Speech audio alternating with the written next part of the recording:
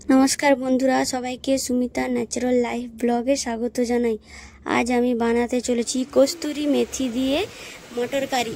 तो देखुन आमी कस्तूरी मेथी दिए मटर कारी बानानोर जोन्नो एखाने प्रेसार कुकारे मटर सिद्ध करे निয়েছিলাম আর নিয়েছিলাম मेथी पाता एवं आदा रसुन पेঁয়াজ लंका गोटा जिरा लंका गुঁড়ো हलुद गुঁড়ো एवं तेल।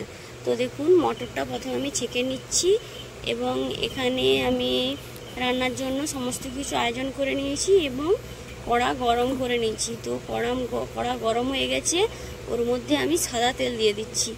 এই যে বলছিলাম প্রচুর পরিমাণে গ্যাসের প্রবলেম হচ্ছে, যার জন্য আমি এই কয়েকদিন সাদা তেলেই রান্না করতেছি।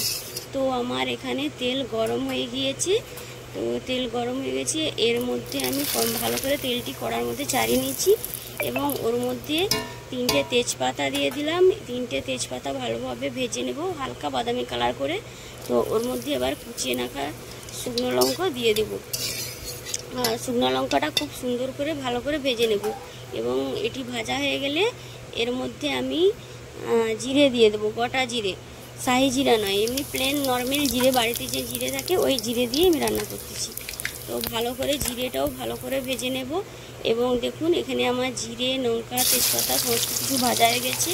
এর মধ্যে আমি কুচানো পেঁয়াজ দিয়ে দিচ্ছি আর কুচানো পেঁয়াজটিকে খুব সুন্দর করে ভেজে নেব, মানে পুরো বাদামি কালার করে ভেজে নেব, যাতে এমনিতেই সাদা তেল, এখানে মানে পুরো পেঁয়াজ ভাজা হলে ভালো বোঝা যায় না, তবুও তারই মধ্যে খুব ভালো করে ভেজে নেব। তো দেখুন এখানে আমার পেঁয়াজটি ভাজা হয়ে গেছে, হালকা হালকা বোঝা যাচ্ছে।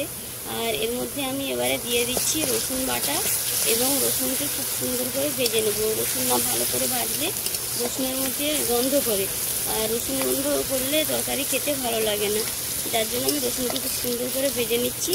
এবং রসুনটি ভাজা হয়ে গেলে ওর মধ্যে এবারে আমি আদা দিয়ে দেবো, আদা দিয়ে এবং আদাটিকেও ভালো করে ভেজে নেব। তো আদা ভাজার সময় বেশি কড়া করব না, আদাটি আমি হালকা করে ভেজে নেব। তো দেখুন আমি আদাটা দিয়ে দিয়েছি।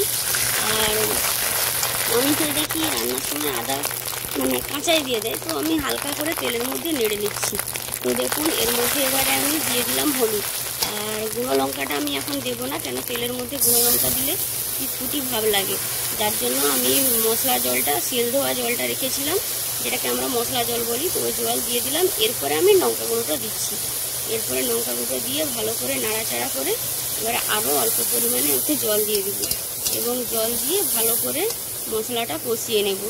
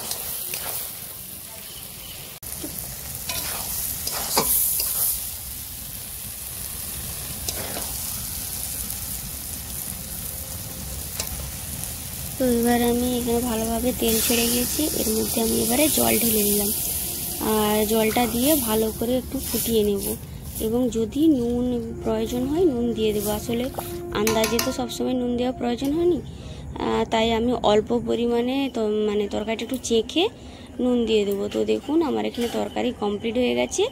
এবার আমি এর মধ্যে ঢেলে নেব এবং ঢেলে নিয়ে আমি এখানে খাবার বাড়বো। তো বানিয়েছিলাম রুটি আর মটর তরকারি। আর বাইরে আসলে অনেকে অনেক রকম কথা বলাবলি করতেছে, যার জন্য আমি আজকে ভিডিওটিতে ভয়েস দিতে আমার প্রবলেম হচ্ছে। তো কিছু বন্ধুরা কেউ কিছু মনে করবেন না, আজকে ভিডিওটা একটু গন্ডগোল হচ্ছে। তো দেখুন আমি এখানে এবার খেতে দেব বাবাকে আর মেয়েকে। তো আমি বাবার জন্য খাবার বাড়তেছি, আলু বেছে তুলবো, কেননা বাবা সুগার, তো যার জন্য বাবা আলু খায় না। তো তবুও তারই মধ্যে অল্প দেবো, একবারে না দিলে তো সুগার ফল্ট করে যায়, তাই তারই মধ্যে কিছুটা পরিমাণ মানে বেছে বুছে দেওয়া যায় আর কি, অল্প পরিমাণে দিই। আর এখানে ঝোল দিয়ে দিচ্ছি। তো দেখুন এখানে আমার খাবার বাড়া কমপ্লিট। তো ভিডিওটি যদি ভালো লেগে থাকে অবশ্যই লাইক, কমেন্ট এবং শেয়ার করবেন। যারা ফেসবুক থেকে দেখছেন তারা চ্যানেলটিকে ফলো করবেন, এবং যারা ইউটিউব থেকে দেখছেন তারা চ্যানেলটিকে সাবস্ক্রাইব করবেন।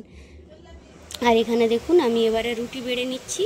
রুটি বেড়ে ফাইনালি আমি বাবাকে এবারে খেতে দিয়ে দেবো।